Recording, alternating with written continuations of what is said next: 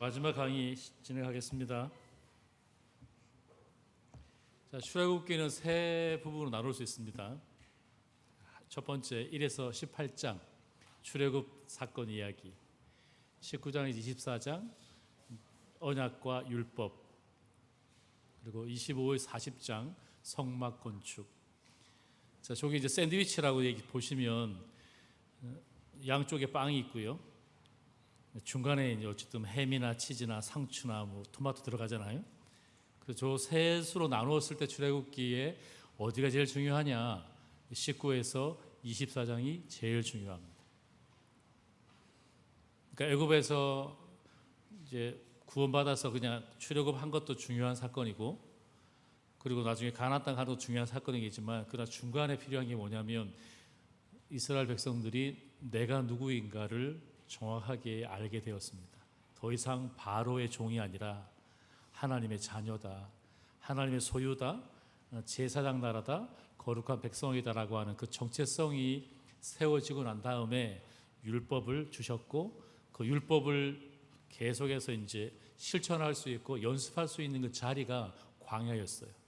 40년 동안 계속해서 말씀대로 살려고 애를 썼고 하나님만 바라보았고, 그리고 움직일 때마다 이제 성막이 계속 이제 이동식이었으니까 가는 곳마다 하나님 늘 함께 하셨다는 사실을 계속 눈으로 보는 거죠.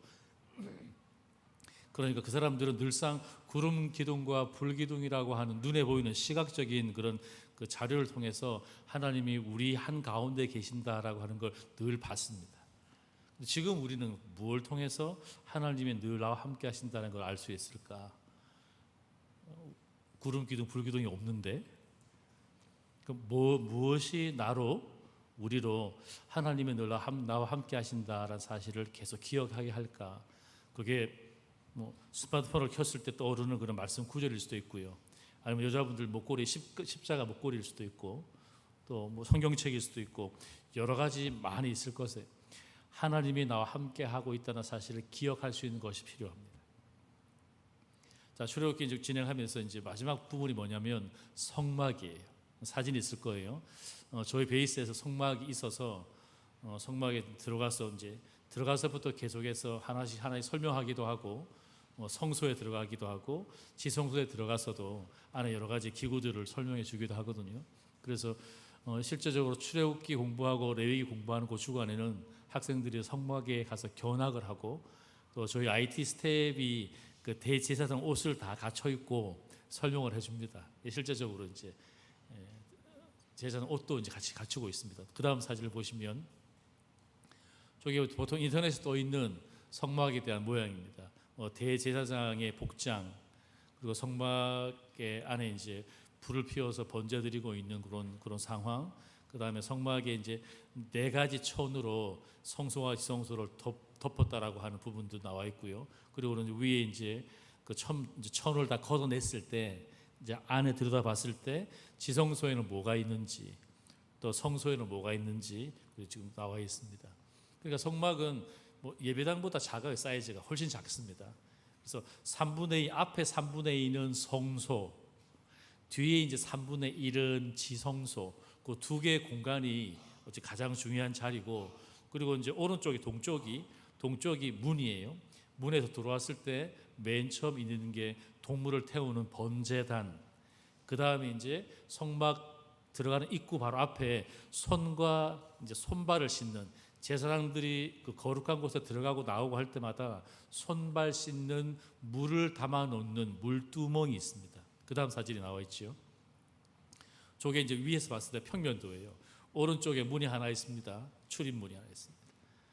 번제단, 물두멍이란 말 자체가 우리 한글인데도 불편한데, 그냥 물을 담아 놓는, 대야도 아닌 것이 뭔가 이제 물을 담아 놓는 거예요. 그리고 이제 커튼을 딱 열고 들어가면 3가지 물건이 들어있는 곳이 성소예요. 7개 촛불이 켜져 있는 금촛대, 등잔대가 있고, 맞은편에 항상 안식일마다 12개의 떡을 바꿔요. 12개의 떡을 매주마다 바꿔냅니다. 진설병, 하나님께 늘상 바쳤던 거룩한 떡을 얘기하고요. 그리고 이제 성소에 들어가기 바로 입구에 늘 향을 피우는 향단이 있습니다. 그러니까 세 가지가 들어있는 것은 성소고, 그 다음에 또 커튼을 제끼고 쑥 들어가면 지성소라고 하는 곳에는 한 가지만 있습니다. 그러니까 이제 언약궤, 법궤, 요 테이블, 요 탁자 너비만한 조그만한 사이즈인데요. 뚜껑을 딱 열면 그 안에 세 가지가 들어 있습니다. 그러니까 10계명을 기록한 돌판이 들어 있었고, 하나님이 늘 광야에서 공급하셨던 만나를 기념으로 이제 요만 항아리에 담아 놓은 만나 담긴 항아리가 들어 있고, 하나는 이제 아론의 쌍난 지팡이가 들어 있다고 나와 있습니다. 자, 그다음요. 요게 제가 정리한 한 페이지로 돼 있는 이제 성막을 구성하고 있는 여러 가구, 우리가 얘기하면 가구라 얘기했었잖아요. 기구 하나하나에 대한 중요한 내용들인데, 요거 그 다음 장부터는 글자가 커질 거예요. 크게 나와 있습니다. 하나씩 보시면 동쪽에 문이 하나 있습니다.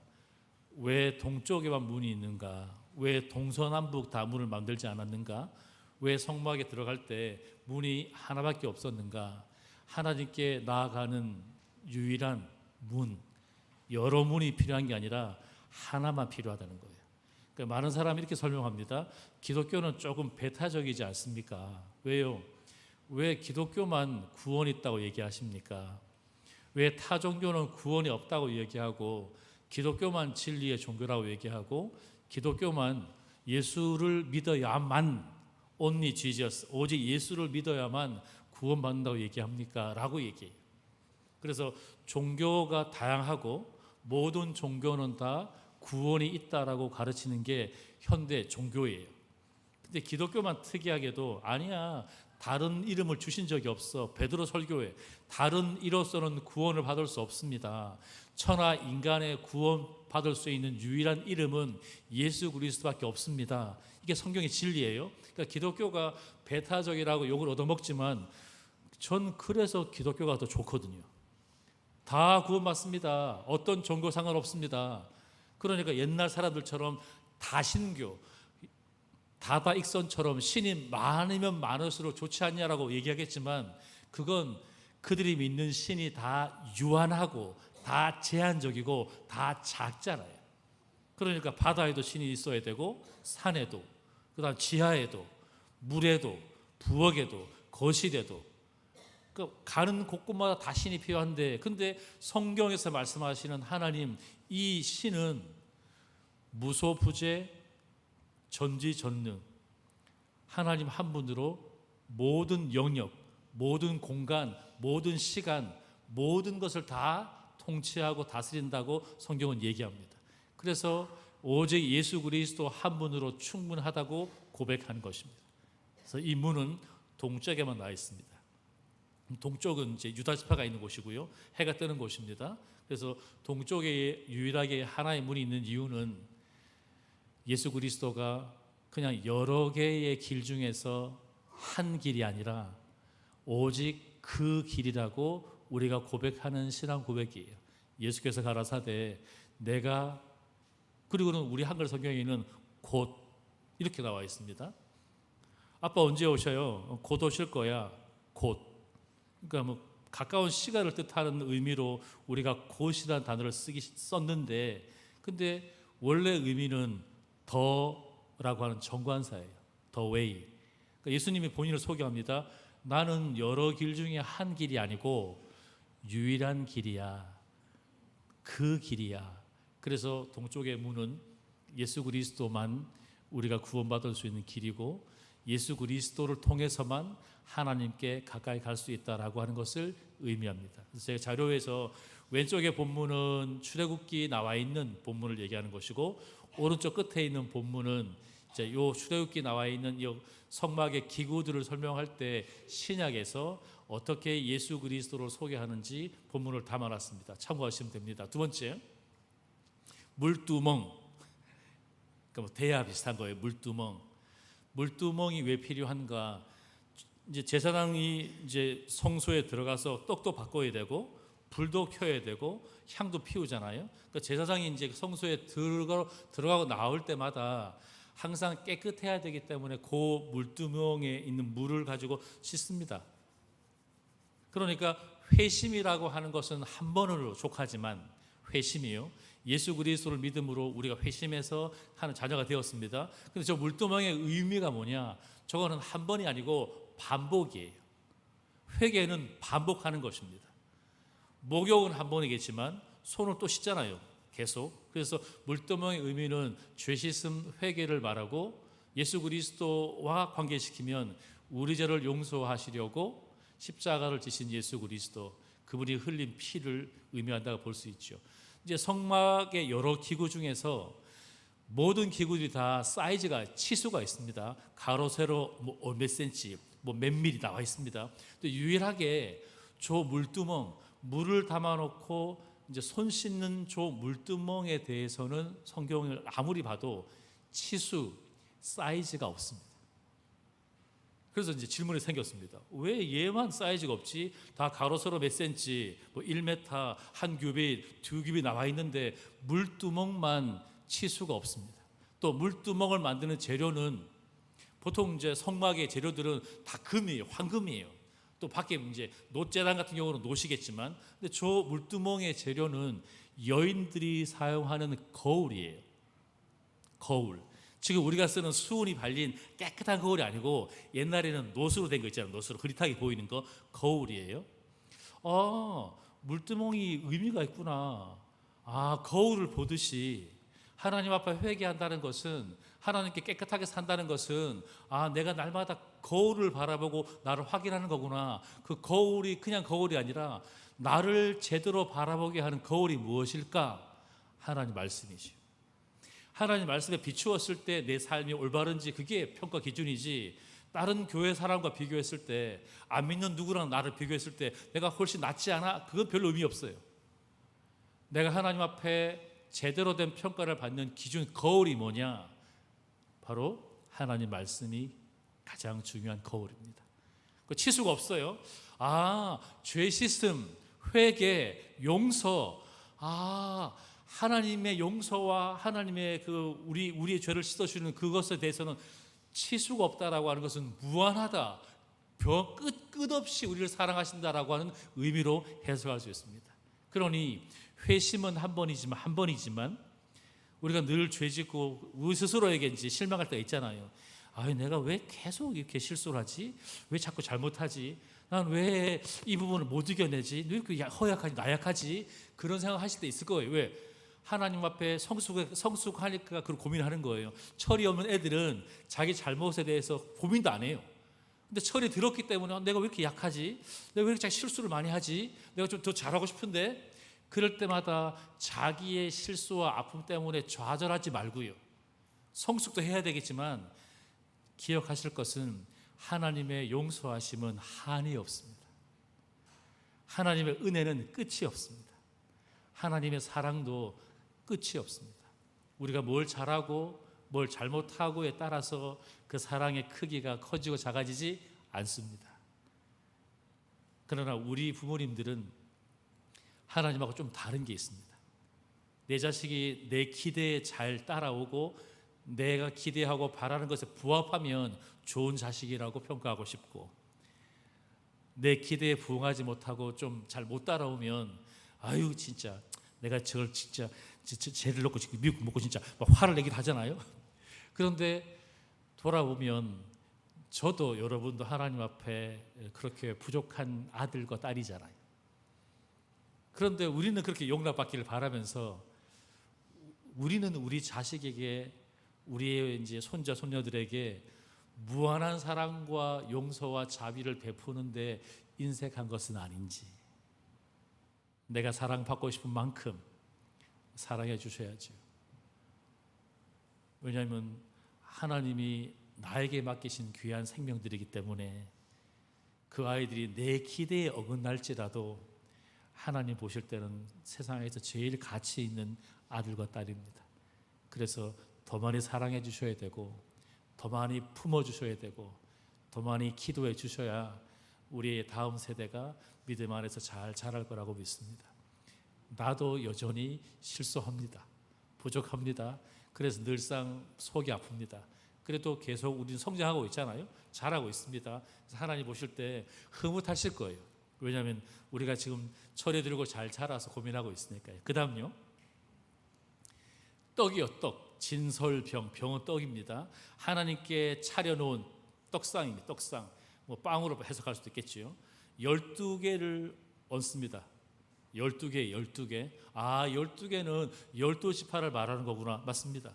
하나님 앞에 항상 제사장이 매 안식일마다 하나님께 드리는, 하나님 이스라엘 백성을 주께 바쳐드립니다. 하나님께서 이스라엘 백성을 축복해달라고 12개 드리겠지요. 그리고는 저 떡과 진설병의 의미는 하나님이 광야에서 한 번도 우리의 옷이 낡아서 떨어지거나 신발이 헤어지거나 먹을 게 없거나 마실 게 없던 적이 없었다는 사실을 기억하잖아요. 그래서 하나님의 공급하심, 하나님의 신실하심, 하나님의 언약을 지키시는 그 하나님이 먹는 거, 마시는 거, 입는 거 모든 것들을 책임진다라는 사실을 얘기합니다. 자, 이거를 예수님과 연결시키면 더 중요하지요. 예수님이 바로 생명의 떡입니다. 요한복음 6장에서 기가 막힌 얘기를 합니다. 모세 시대에 하늘에서 만나가 계속 내려왔는데, 근데 그 만나를 계속 먹었지만 40년 먹은 조상 다 죽었지 않냐. 그러니까 만나가 핵심이 아니에요. 만나는 그림자고, 그럼 안 죽는 영원히 살 수 있는 떡이 뭐냐라고 설명하면서 예수 그리스도를 설명하는 거예요. 예수 그리스도가 우리에게 영원한 생명을 주신다는 사실을 강조합니다. 그 다음요. 분향단, 아주 향기로운 향을 피우는 거예요.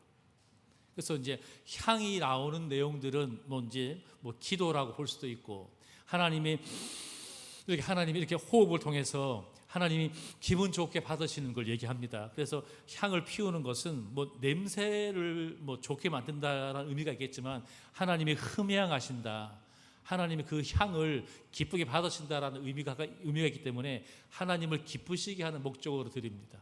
자, 요 향은 고린도후서에 들어가 보면 그리스도의 향기라고 하는 의미로 사용되기 시작해요. 그리스도의 향기.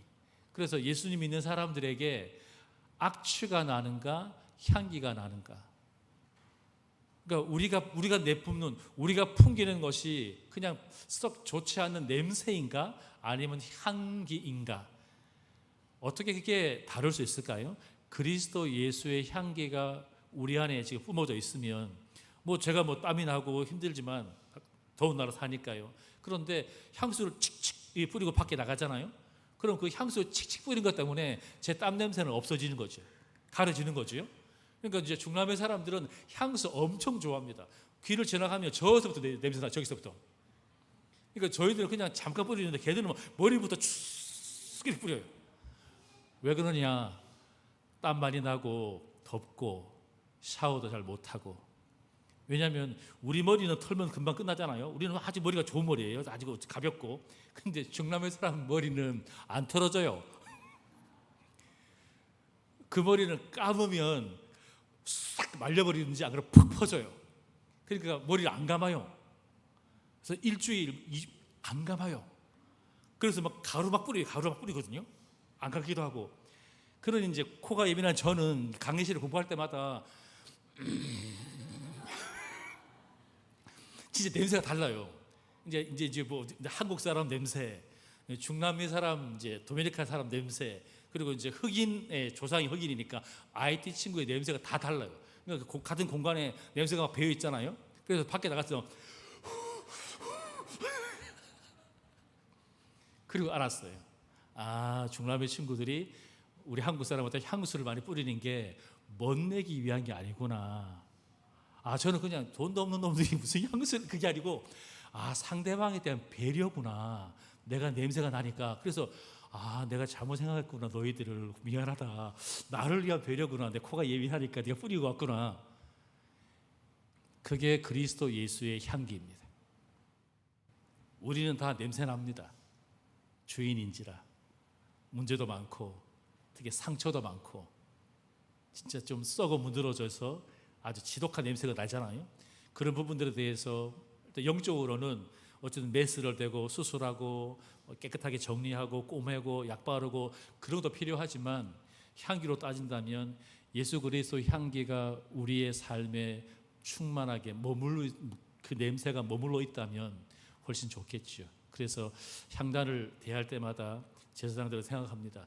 내가 냄새나는 죄인인데 이 향 때문에 내가 그래도 백성들 앞에서 그래도 제사장이라고 하는 이 직분을 내가 유지하는 거구나.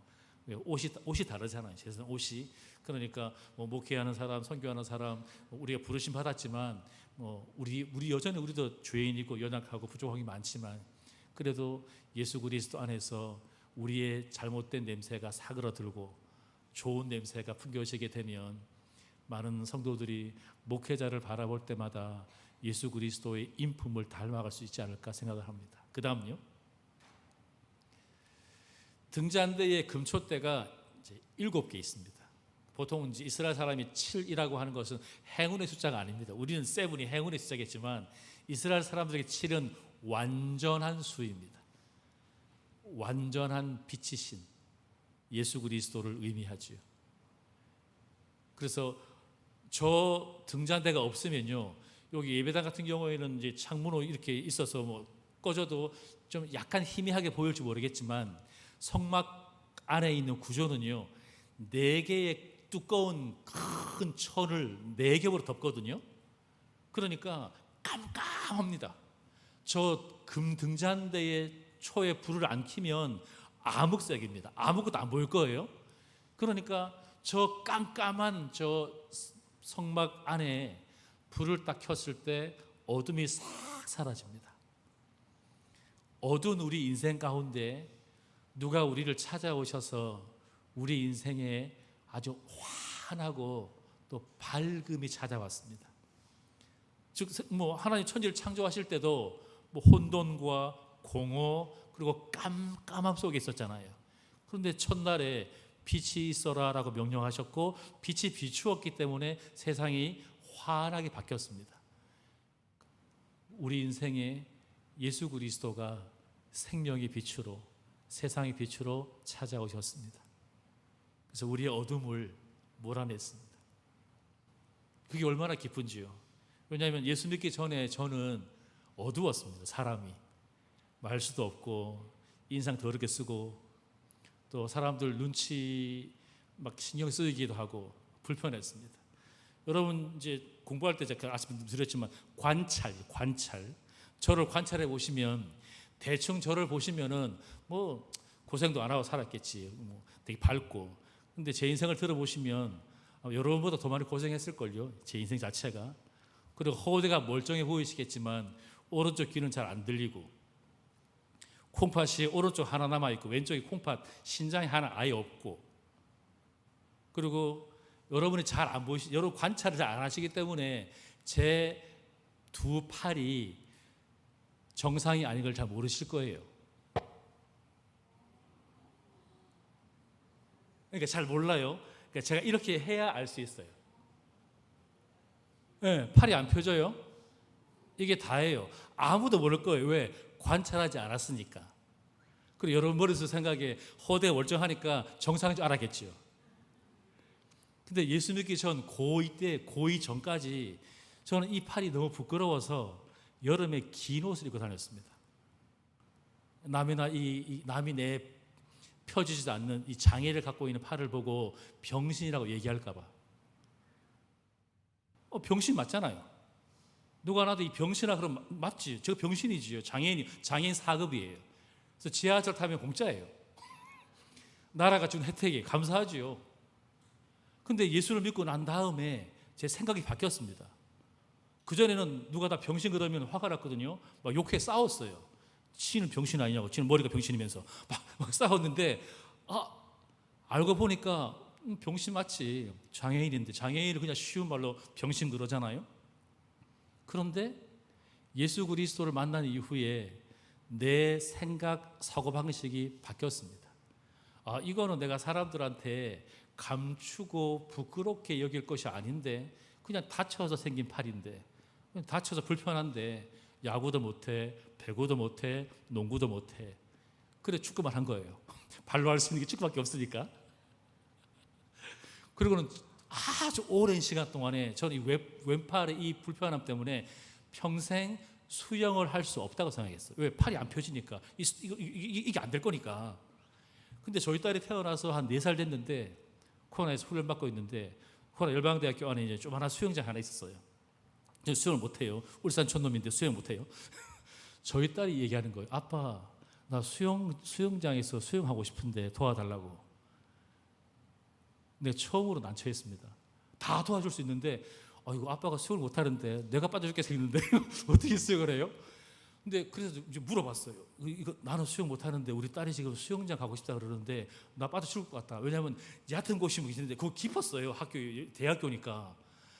그러니까 어떤 어른 되시는 분이 야, 마트에 가면 스위밍이라고 이렇게 여기 좌우에 이게 동그란 거 딱 끼고 바람 불면은 팔등을 탁 뜬다. 그래서 제가 그 나이 든 마흔 중반의 어른이 애들 파는 수영장 가서 그거 2개 불어가지고 꼈거든요. 물에 떴어요. 그래서 이제 내가 안 죽겠구나. 그래서 들어와. 딸 보고 들어와. 그 걔도 끼우고요. 45살인가 4살인가 제 인생에 처음으로 물에 들어갔습니다. 저는 물을 싫어합니다. 팔이 이렇기 때문에 수영 자체를 안 했으니까요. 내 딸이 원해서 물에 들어갔는데 내가 물에 떴어요. 걔도 물에 떴고.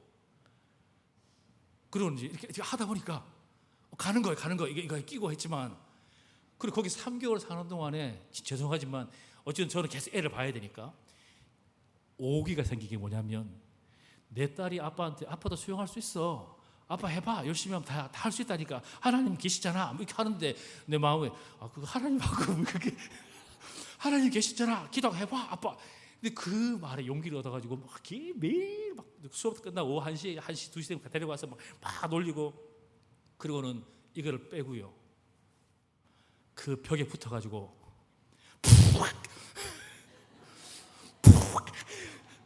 그렇게 몇 시간을 해서 그리고는 가만히 이렇게 있는데 이게 물 위에 내가 여기까지 나와 있는 거예요. 처음으로. 그리고는 수영을 처음 하게 되었습니다. 기구 없이. 지금은요 수영하죠. 도미니카에서 수영하거든요. 잘못하지만 그래도 물에 떠서 잘합니다. 그러니까 하나님을 믿는 그 믿음의 요정은 제 인생의 여러 가지 많은 트라우마와 상처와 부끄러움과 수치, 이 어둠을 하나님이 다 제거하셨습니다. 여러분 무엇이 부끄러운지요? 무엇 때문에 창피해하시고 무엇 때문에 너 속이 막 상하신지요? 하나님 앞에 그 어두움이 다 사라질 거라고 저는 믿습니다. 뭐 부끄러우면 어때요? 그게 우리 사람인데, 사람 사는 건데. 그리고 기독교인은 예수 그리스도 안에 새로운 생명을 갖고 살아가는 사람이라면 그 귀한 생명은, 그 귀한 영혼은 항상 그리스도 예수 안에서 향기를 발할 수 있는 삶을 살아가야 합니다. 그 향기를 저는 미소라고 얘기합니다. 미소요. 안 믿는 사람들이 여러분께 물을 거예요. 아니 힘들고 어려울 텐데 어떻게 그렇게 항상 웃을 수 있습니까? 라고 물으실 거예요. 정반대로 너무너무 여유롭게 잘 살 수 있는 사람인데 늘 인상을 쓰고 있다면 아마 그분들이 더 불편할걸요. 내 같으면 저 정도의 삶의 환경이면 늘 기쁘게 살 것 같은데 왜 인상을 쓰고 살지? 여러분이 어떠한 생각으로 사시는지, 어떠한 향기를 바라시는지, 그 향기는 주보는 주고 전도지는 주면 버릴 수밖에 없지만 여러분 얼굴로 전도하는 그 미소는 그 누구도 버릴 수 없습니다. 여러분의 미소가 그리스도 향기이길 바랍니다.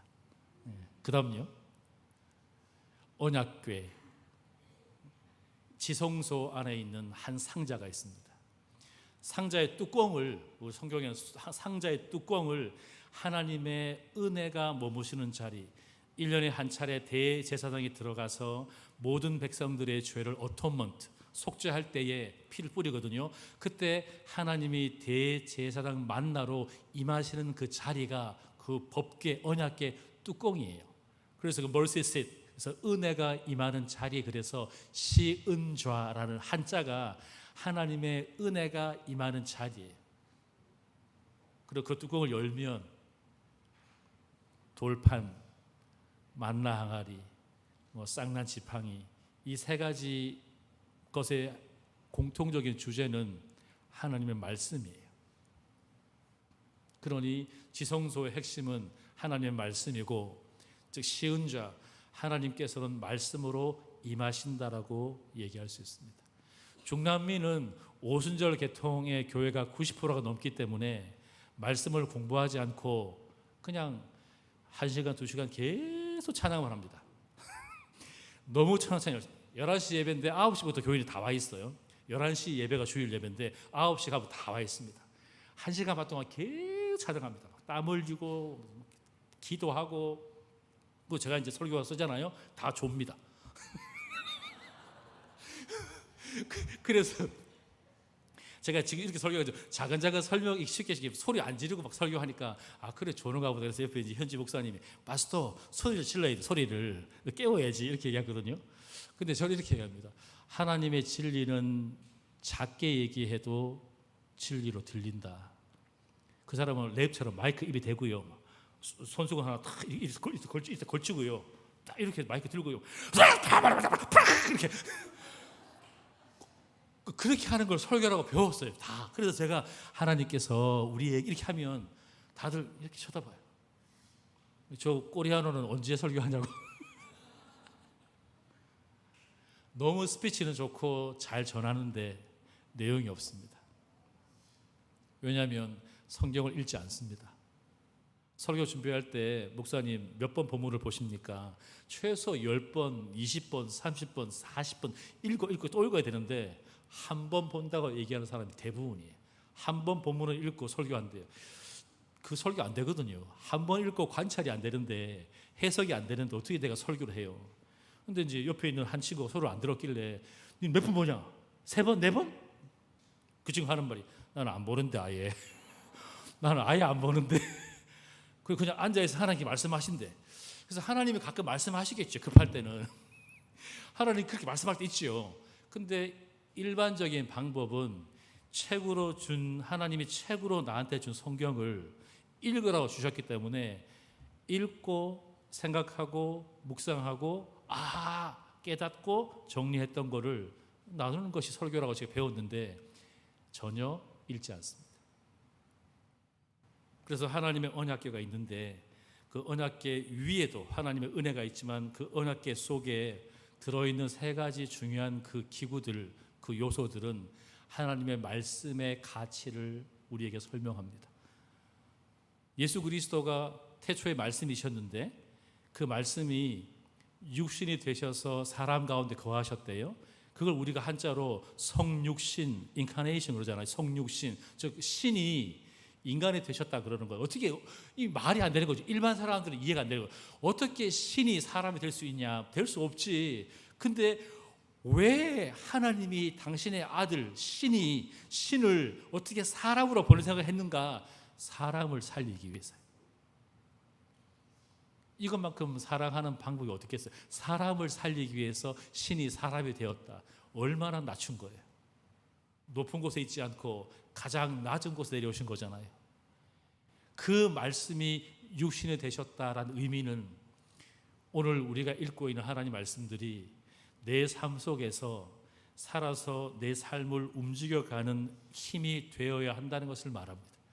그저 예수 그리스도가 하나님이 태초의 말씀이 사람 되었다라고 하는 의미로만 해석하는 것이 아니라 우리에게 연결하면 날마다 우리가 읽고 공부하는 하나님 말씀은 내 인생의 살과 피가 되어서 나로 내 힘으로 살지 않고 하나님의 능력으로 살게 한다는 사실을 고백하는 것입니다. 그래서 하나님 말씀은 진리입니다. 하나님 말씀은 진리인 게 아니라 하나님 말씀은 진리입니다. 그래서 하나님 말씀을 통해서 하나님의 임재 안에 머물 수 있습니다. 모세가 80부터 120세까지 팔팔한 이유가 뭐냐? 하나밖에 없어요. 매 순간마다 하나님께 묻습니다. 매 순간마다 하나님 앞에 가 있습니다. 하나님 어떻게 하면 좋을까요? 그러니까 항상 하나님 안에 머물러 있었기 때문에 꺼지지 않는 불꽃, 그 열정, 그 에너지로 백성을 끝까지 인도했지요. 본인이 가나안 땅 못 들어갈지라도 자기 소임은 다 했습니다. 우리가 하나님 안에 있는 방법 똑같습니다. 매일 기도하시든 말씀을 읽든 하나님 어떻게 하면 좋을까요? 하나님, 이게 하나님의 뜻이라면 제가 순종하겠습니다. 그런 하나님과의 계속 주고받는 대화들이 우리의 신앙생활에 굉장히 중요합니다. 그러니까 대화하지 않는 거 있잖아요.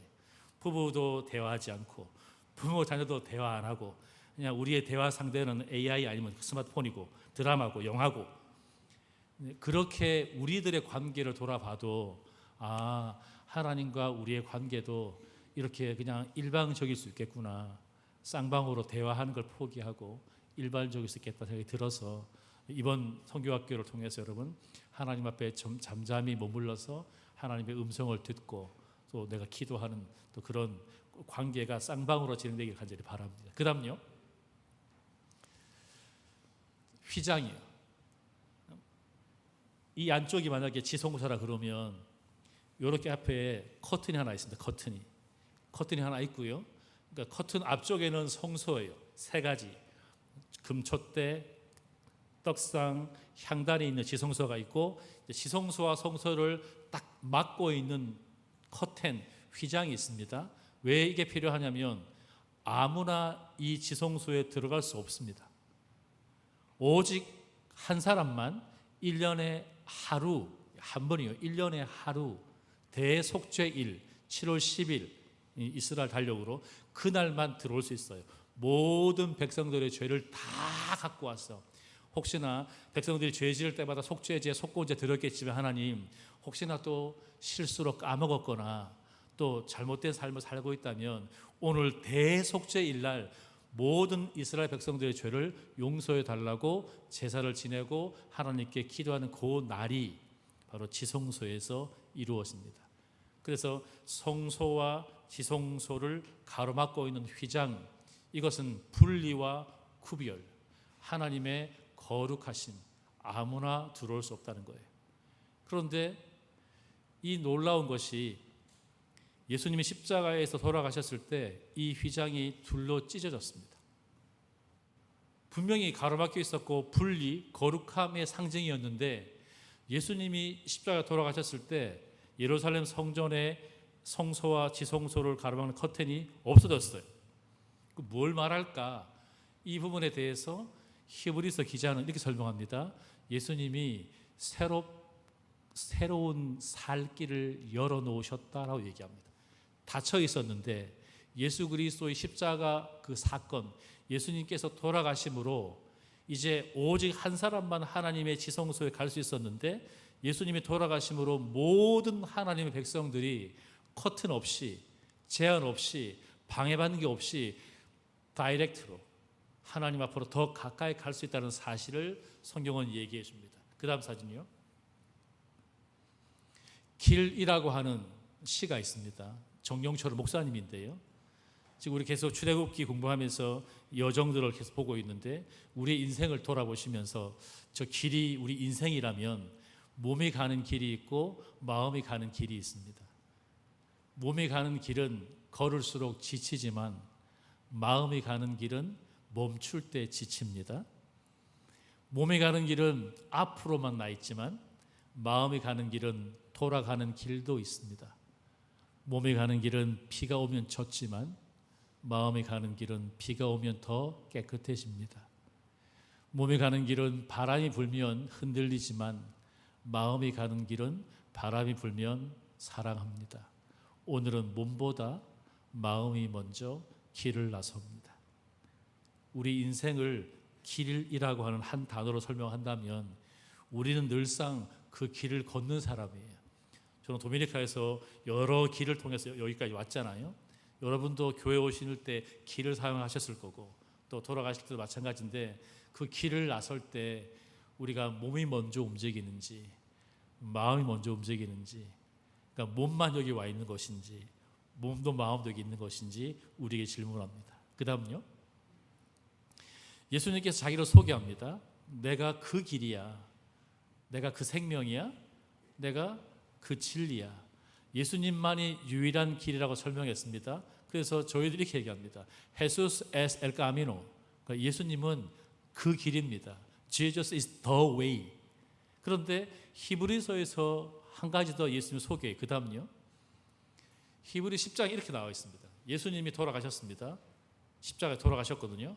자, 그 사건을 히브리서를 쓴 사람은 어떻게 해석하냐면 예수님이 새로운 길을 만들었다라고 설명합니다. 요한복음에서 예수님이 그 길이야라고 얘기했고 히브리서 기자는 예수님을 그 길을 만들었다라고 설명합니다. 어떻게 해요? 휘장을 찢었잖아요. 그 커튼을 찢었습니다. 그 커튼을 예수님의 육체 몸이라고 설명합니다. 예수님이 십자가 위에서 몸을 찢었을 때 성소와 지성소를 가로막고 있는 그 휘장 커튼이 찢어졌습니다. 그럼 누구든지 담대하게 그리스도 예수의 보혈을 힘입어서 아버지께로 올 수 있도록 하나님이 새로운 살 길을 만들었다고 고백합니다. 예수님은 누구냐? 예수님은 그 길입니다. 유일한 길입니다. 구원받을 수 있는 유일한 분이십니다. 근데 이것으로 끝이 아니라 예수님은 그 유일한 길을 만드셨어요. 어떻게 해요? 자기의 몸을 찢어 가시면서 자기를 희생하면서 우리에게 하나님께로 가까이 갈 수 있는 길을 만드셨습니다. 그 다음요. 저기 나와 있네요. 마태, 마가, 누가복음서에 보시면 예수님이 돌아가셨을 때에 란 말은 예수님이 십자가에서 돌아가셨을 때에 성소 휘장이 위로부터 아래까지, 밑에서 누가 찢은 게 아니에요. 위로부터예요. 여러분, 가로 11.2m예요. 세로 22.4m예요. 엄청 커요. 두께 이렇게 두꺼워요. 그러니까 누구도 밑에서 사람의 힘으로 찔 수 없어요. 하나님이 예수 그리스도의 십자가 사건을 통해서 더 이상 대제사장만 1년에 한 번 내게 오는 것을 원하지 않는다. 내가 성막을 디자인한 것처럼 내 백성들 모두가 다 내게 친밀하게 다가왔으면 좋겠다라고 하는 것을 회복하기 위해서, 관계 회복을 위해서, 하나님과 우리의 친밀감을 위해서 성소의 휘장을 찢었습니다. 우리는 그 찢어진 성소 휘장 사이로 예수 그리스도 그분을 통해서 제가 아버지 하나님께로 오고 있는 거죠. 하나님께 아무런 부담감 없이 담대하게 올 수 있게 된 것입니다. 이게 새로운 관계가 회복된 것이죠. 놀라운 은혜입니다. 그 다음요. 저 사진 하나 보시면 저렇게 찢어진 것입니다. 그 다음요. 관계, 친밀감, 삼위일체. 태초에 관계가 있었습니다. 하나님 아버지와 아들 예수님과 성령이 하나였습니다. 이 삼위일체 하나님께서 함께 머리를 맞대고 의논한 게 뭐냐? 우리 닮은 사람 만들자. 우리처럼 생각하고 우리처럼 뭔가 할 수 있는 사람 만들자. 하나님 아버지와 아들 예수와 성령께서 처음 머리를 맞대고 계획하시고 결정하신 것이 뭐냐면 하나님의 형상으로 남자와 여자 사람 만드는 거예요. 그러니까 창조가 정말 중요한데 창조의 가장 중요한 그 꼭대기가 뭐냐? 사람을 창조한 거죠. 하나님 닮은 사람을요. 이때 하나님이 한 분이다라고 의미를 설명해 보겠습니다. 어떻게 아버지와 아들과 성령이 셋인데 하나냐? 이거 우리는 삼위일체, 우리의 생각으로 해석할 수 없는 얘기하겠지만 이때 어떻게 셋이 하나가 되냐라고 숫자로 3위1, 셋이 하나, 숫자로 하나가 아니라 하나님과 예수님과 성령님이 하나다라는 의미는 저와 아내와 딸은 한 가족입니다. 같은 집에서 지금 10년 살고 있습니다. 우리 가족은 서로 사랑하는 하나입니다. 엄마와 아빠도 하나고 엄마랑 딸도 아빠랑 딸도 우리 모두가 다 하나입니다. 자, 이때 하나라고 하는 의미는 숫자일까요? 아니, 관계예요. 하나님과 예수님과 성령님의 관계가 무엇으로 하나라고요? 사랑으로요. 하나님이 얼마나 우리를 사랑하냐면 삼위일체 하나님이 함께 머리를 맞대고 우리를 창조하셨습니다. 그 사랑이 하나란 개념이에요. 또 우리를 얼마나 사랑하냐면 이미 죄에 빠져서 실패하고 죽을 수밖에 없는데 이런 우리를 살려내기 위해서 엄청난 대가를 지불합니다. 그게 예수 그리스도가 십자가에서 돌아가시지 않으면 방법이 없었거든요. 왜? 그 전까지 구약에는 짐승들을 잡아서 피 흘렸지만 동물의 피 가지고는 효력이 하루 이틀 한 주 그 끝이었어요. 그런데 그 동물의 피는 동물을 잡아서 드린 그 사람에게만 유효했었고, 그러니까 모든 사람들에게 죄 용서받게 할 수 있는 유일한 제사는, 마지막 제사는 예수 그리스도가 십자가에서 돌아가신 것입니다. 어떻게 남의 자식을 살리기 위해서 내 자식을 죽입니까? 나는 그렇게 못하겠거든요. 솔직히 내 자식이 더 소중한데요. 근데 하나님에게는 우리가 더 소중했다라고 볼 수 있죠. 우리 살리겠다고 하나님이 당신의 아들을 십자가에 내놓으셨으니까. 이런 희생이 어디 있습니까? 이런 사랑이. 우리는 그런 사랑 받은 사람이에요. 얼마나 우리가 가치 있는지, 얼마나 우리가 하나님께 존귀한지, 얼마나 소중한지 예수님과 우리를 바꾸셨어요. 이게 우리의 가치입니다. 하나님의 자녀요, 하나님을 닮았고요, 이 세상에서 유일하게 하나님의 사랑이라는 사실을 보여줄 수 있는 사람들이요, 그 공동체가 바로 교회입니다. 대가도 바라지 않습니다. 실망하지도 않습니다. 누가 어떻게 반응하든 간에 우리는 최선을 다해서 내가 받은 그 사랑을 나누어주고 싶습니다. 이것이 이 땅에 교회가 존재하는 목적입니다. 사랑은 관계입니다. 그래서 하나님, 예수님, 성령님이 하나였습니다. 서로 사랑하셨고 정말 일치 단결된 모습으로 우리를 위해서 헌신하셨습니다.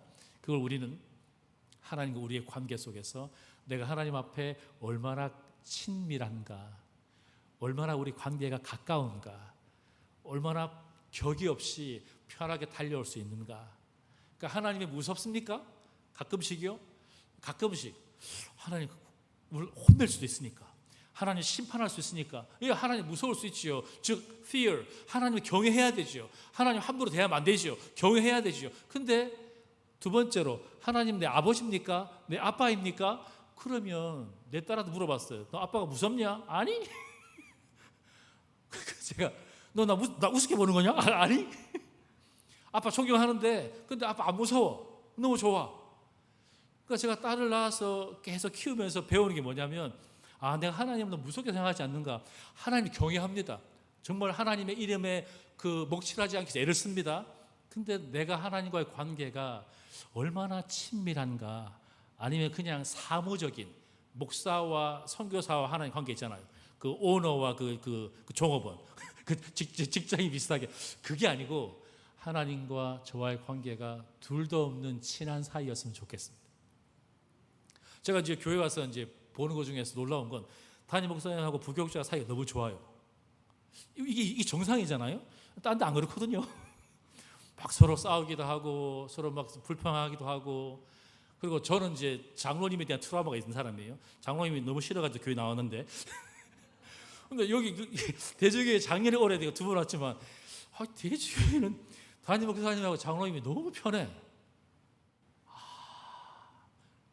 같이 있는 것만으로, 아까 식사 후에 두 분이 같이 앞에 앉아 계시는데 같이 두 분이 앉아 있는 것만으로도 저에게 큰 은혜가 됐어요. 제가 있어도 교회마다 장로님하고 목사님 되게 불편했거든요. 서로 막 뭐 좀 갈등도 있고요, 힘들었었는데, 그래서 대저교회 여러분들을 대할 때마다 보통 부산이나 서울에 있는 교회 같지 않습니다. 이거 부산 이제 변두리라서 조금 촌스러워서 그렇다고, 아니요. 그 의미가 아니라 여러분에게는 다른 교회가 가지지 못한 아주 특별한 게 있습니다. 관계요, 관계. 아주 편안한 관계, 끈끈한 관계. 그리고 아까 앞에 참 이거 인도하실 때 너무 재밌었습니다. 저렇게도 게임을 하시는구나. 색다른 방법이었습니다. 그러니까 이런 재밌는 관계 있잖아요. 하나님도 우리와 이렇게 재밌게 살고 싶어 하십니다. 너무 하나님 무섭게 생각하지 마시고 하나님 앞에 좀 더 친밀하게. 그리고 저도 아빠인지라 저희 아버지는 굉장히 좀 엄하셨습니다. 그러니까 저희 아버지를 기억할 때마다 하나님도 이렇게 엄하시지 않을까 생각했지만, 근데 신앙생활을 40년 쭉 하면서 돌아보니 하나님 아버지는 나를 낳으신 아버지랑 많이 다르셨다는 사실을 알게 되었습니다. 그 다음요. 예수님은 길입니다. 길을 만드셨습니다. 예수님께서 돌아가셨을 때 성소 휘장이 위로부터 아래로 찢어졌습니다. 예수님께서 십자가에서 돌아가심으로 우리를 위한 새로운 살 길이 만들어졌습니다. 그 다음요. 그럼 우리는 누구인가? 우리는 어떻게 살아야 하는가? 그 다음요. 우리는 예수님처럼 살아야 한다라고 하는 것은 이미 알고 있습니다. 예수를 닮아야지요. 알고 있습니다. 그럼 어떻게 해요? 어떻게 살까? 예수님이 길이 되셨습니다. 예수님이 길을 만들었습니다. 우리도 누군가에게 저렇게 살면 행복하겠다라고 하는 누군가에게 길이 되어줄 수 있는 사람이 있잖아요. 아빠처럼 살면 좋겠다. 아빠, 나 나중에 아빠 같은 남자를 만나면 좋겠다 라고 딸이 얘기할 때가 행복하지 않아요? 정반대로 나는 결혼할 때 아빠 네 같은 이가 안 만들 거라고. 그 얼마나 제가 딸 키울 때 속상하겠어요. 그러니까 누군가에게 저렇게 살고 싶다, 저렇게 걷고 싶다라고 얘기할 수 있도록 보여주는 거죠. 그 도미니카 목사님들이 저한테 이렇게 물어봅니다. 목사님 결혼한 지 얼마 됐습니까? 27년 됐다. 이렇게 물어보잖아요. 대답하면 그 다음 질문이 재밌습니다. 그 아내가 몇 명입니까? 이렇게 물어봐요. 아내가 한 명이지. 한 명도 감당이 안 되는데. 아내 한 명이지. 근데 걔들이 이렇게 해요. 왜? 아내가 몇 명이 되나 그러니까 아니 자기들은 이제 재혼도 했고 이렇게 하잖아요. 그래서 그 사람들이 그렇게 얘기하는 것이 황당했지만 솔로몬이 1,000번째 들여서 하나님의 보너스로 1,000명의 아내를 줬다고 해석해요. 그게 중남미 해석이에요. 그러니까 결혼 27년에 아내가 하나밖에 없다라고 할 때 니는 뭐 했냐 그동안 이렇게 생각하는 거죠. 그래서 제가 이제 이 목사님들을 이렇게 놔두면 안 되겠구나. 성경을 이렇게 해석하는구나. 그리고는 여러 목사님 다 하는 것 같습니다. 많지는 않지만 아내가 바뀌기도 하고요. 쉽게 아내를 버리기도 하고요. 한 아내와 평생 살아가는 목사님이 그렇게 많지는 않습니다. 저희 한국 목사한테는 그게 당연한 일인데 중남미 목사님들은 그게 쉽지 않습니다. 그러니 솔로몬의 1,000번째와 1,000명의 아내를 연결시켜서 하나님의 복이라고 설교할 수밖에 없겠지요. 왜? 자기의 삶의 바탕이 말씀에 못 따라오니까요. 지금 말씀에 따라가야 되는 삶이 아니라 내 삶의 말씀을 끼워 맞추겠죠. 아전인수격처럼 우리는 하나님 말씀에 맞춰 살고 있는가? 아니면 내 삶에 하나님 말씀을 자꾸 이제 디스카운트 해가지고 한 말씀을 좀 틀어서 설교하는 건 아닌가? 그래서 저는 그 도미니카 목사님들 앞에 하나의 길입니다. 27년을 한 여자 살 수 있구나. 자를 보니까 저는 자랑스럽습니다. 저는 두 여자 필요도 없고요. 이 한 여자 충분히 만족하고요. 감당이 안 됩니다. 훌륭합니다. 그 다음요. 어떻게 하면 길을 만드는 사람이 될 수 있을까? 어떻게 하면 여러분 한 분 한 분이 가깝게 있는 가족에게 또 이웃에게 누군가에게 저렇게 살면 좋겠다. 이렇게 길이 될 수 있을까? 이 질문에 대해서 예수님은 단순하게 이렇게 대답했습니다. 그 다음요. 찢어져야 한다. 찢겨야 한다. 성소 휘장이 찢어졌기 때문에 길이 만들어졌잖아요. 예수님이 십자가 위에서 당신의 몸을 찢었습니다. 이걸 우리가 쓰는 고상한 말로는 희생, 헌신 이렇게 얘기할 수 있지만 그냥 우리가 쓰는 편한 말로 내 더러운 성질을 찢어야죠. 경상도 사람들의 장점은 화끈하죠. 단점은 화끈하기 때문에 성질을 많이 내죠. 화도 확 내기도 하고. 근데 좋은 성격이죠. 그럼 기질이 바뀌지 않겠죠. 근데 하나님이 그걸 사용하시겠죠. 근데 어느 순간에 누군가에게 우리 직장 동료에게 내가 진짜 예수쟁이네. 과장님, 진짜 멋있는데 이런 생각을 하도록 하기 위해선 중요한 타이밍에 나를 찢어야 할 때가 있습니다. 그걸 우리는 섬긴다, 사랑한다, 양보한다라고 설명할 수 있습니다. 주님께는 순종이고 하나님께는 순종이고 사람을 향해선 섬기고 봉사하고 사랑하고 양보하고, 그래서 나를 찢어가야 되는 거죠. 그래서 내가 죽으면 네가 살 수 있는데 내가 좀 죽어지고 내가 좀 찢어지면 교회가 더 평안한데 라고 하는 생각을 많이 했습니다. 말씀을 배우고 공부하고 할 때마다. 그리고 지금 50 이제 중반이 지나가는데 내가 지금 이런 마음이었다면 내 39, 40 됐을 때 담임 목회 처음 했을 때 아버지 같은 장로님들하고 친했을 것 같은데, 그때는 아버지 연배 장로님들이 불편했어요. 우리 아버지 생각이 나서 굉장히 불편하고 나한테 잘못한 게 없는데도 그냥 심리적으로 눌려 있었거든요. 지금 이 나이면 재밌을 것 같습니다. 근데 그때는 그게 어려웠어요. 그래서 더 있다가 내 머리 다 빠지겠다, 더 있다가 내 죽겠다, 그 정도로 힘들었습니다. 왜냐하면 그분들의 생각과 40살밖에 안 된 젊은 목사의 생각이 너무 달랐기 때문에 담임 목회 4년이 죄송스러운 고백이지만 행복했다기보다는 그냥 제가 의무감을 가지고 의무 방어전 비슷하게 끝까지 4년을 버텼던 그 기억이 납니다. 지금 돌아보니 나에게 하나님 아버지에 대한 그 친밀감과 그 내적인 평안과 여유가 좀 있었으면 재미있었을 건데 라는 생각이 들어서 여러분들께 나눈 것입니다. 그 다음요, 존 오너 메이커라고 하는 사람, 아주 유명한 사람이에요. YMCA 시작한 사람이기도 하고, 그 다음 넘겨주시면 사진이 있는데, 그 필라델피아하고 뉴욕에 최초로 백화점을 시작한 사람이에요. 엄청 부자가 됐죠. 그 다음요, YMCA 건물을 지어준 사람이에요. 이 사람이 YMCA 건물을 왜 지어줬냐면 벽돌 공장을 갖고 있었거든요. 빨간 벽돌이에요. 그래서 YMCA를 시작하면서 이 사람이 전 세계 YMCA 건물을 지을 때마다 자기 공장에 있는 벽돌을 그냥 갖다 줬어요. 그래서 옛날에 일제시대 때 서울 종로 2가에 처음 만들어졌던 YMCA 건물은 존 오너 메이커 공장에서 온 벽돌이었습니다. 그 다음에 나중에는 저기 YMCA 건물이 커졌지만요. 그래서 이제 기자들이 막 이제 이렇게 얘기하는 거예요. 당신이 지금 백화점도 했고 벽돌 공장도 하고 나중에 해리슨 대통령 당시에 최신부 장관으로 5년 일하기도 하고 하여튼 이력이 탁월합니다. 또 엄청난 부자였고요. 그래서 기자들이 이제 질문하면서 당신이 지금 살면서 투자한 것 중에서 가장 성공적인 투자가 뭐냐고 했을 때 이 사람이 이렇게 얘기합니다. 내가 11살 때 2.5달러를 주고 성경을 산 것이다. 그래서 저 사람은 별명이에요. 존 오너 메이커를 성경이 만든 사람이라고 하는 책 제목으로 책이 나온 거예요.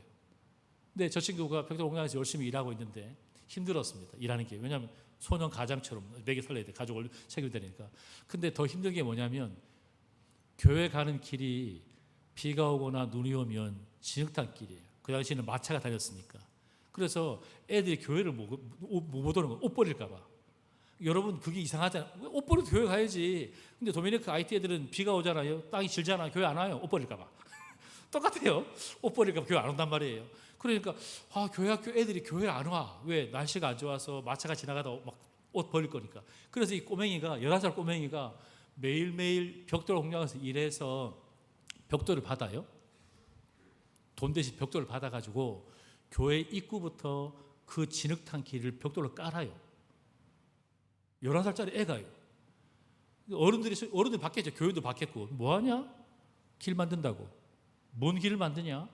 아니 애들이 주일날 비가 와도 눈이 와도 편하게 막 교회 뛰어올 수 있는 그 길 말이야. 웃기고 있네. 조만하게 뭐 한다고. 지 혼자 어떻게 해요? 근데 이 어른들이 나중에 보니까 애가 매일매일 하거든. 매일매일 7장, 6장 깔고 하세월이겠죠. 하려고 그러면. 그러니까 어른들이 충격 먹은 거예요. 야, 얘도 지금 교회 오는 길을 깨끗하게 만든다 그러는데 어른이 뭐하냐? 쪽팔리게.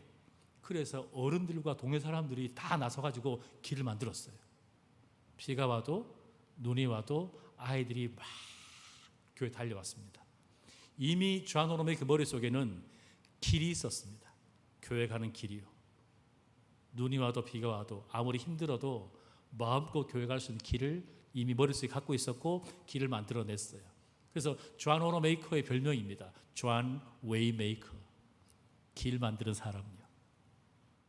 교회는 길을 만드는 곳입니다. 세상을 향해서 예수 그리스도께 다가올 수 있도록 길을 제공해야 합니다. 역사와 전통이 깊은 대주교의 어른 세대들은 다음 세대를 위해서 길을 만들어야 합니다. 우리 아들, 딸이, 우리 손주들이 마음껏 하나님께 올 수 있도록 길을 만들어야 합니다. 그건 돈으로 하는 게 아니에요. 왜냐하면 우리 어르신 한 분 한 분이 우리 다음 세대 앞에 길이 되어 줘야만 나를 보고 그들이 따라올 수 있으니까요. 그래서 대지교회 내일도 중요하지만 오늘도 굉장히 중요합니다. 우리의 젊은 친구들 중요하지만 여러분 굉장히 중요합니다.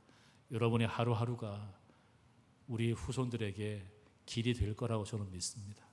하나님께서 여러분의 귀한 삶을 통해서 세상 사람들에게 저렇게 살면 행복하겠구나라고 하는 것을 느끼고 여러분들에게 찾아와서 나도 당신처럼 행복하게 살고 싶은데 좀 알려달라고 얘기하는 일들이 계속 생겼으면 좋겠습니다. 함께 기도하실까요? 같이 반주해 주시겠어요? 여러분, 출애굽기가 긴 내용이지만 어찌 보면 단순한 내용입니다. 하나님이 길을 만드셔서 출애굽 애굽에서 나왔습니다. 근데 그냥 홍해를 건너고 광야를 잠시 걷다가 가나안 땅 가지 않았습니다. 40년의 시간이 필요했어요. 왜냐하면 하나님과의 관계를 회복하고 하나님 백성답게 살아가기 위해서 훈련이 필요하기 때문입니다. 즉 길이 되고 길을 만들어가는 사람으로 성장해야 할 필요가 있기 때문입니다. 자, 이 출애굽기 말씀을 통해 하나님 여러분들에게 주신 말씀이 있을 거예요. 또 가슴에 탁 다가오는 게 있을 거예요. 아, 그래, 이렇게 해야지. 그런 깨달음들이나 그런 부분들을 오늘 가기 전에 글로 좀 남겨서 목사님들이나 또 우리 교우들하고 공유하시면서 이 시간에 하나님, 제가 말씀을 배웠는데 어떻게 살면 좋겠습니까? 하나님께서 저를 통해서 하실 일이 무엇인지 말씀해 주시고 순종할 수 있도록, 그래서 정말로 섬기고 사랑하고 양보하고 길을 만들고 길이 될 수 있는 사람 되도록 해달라고 우리 한 2, 3분 동안 같이 기도하시고 마무리 기도하겠습니다. 하나님 감사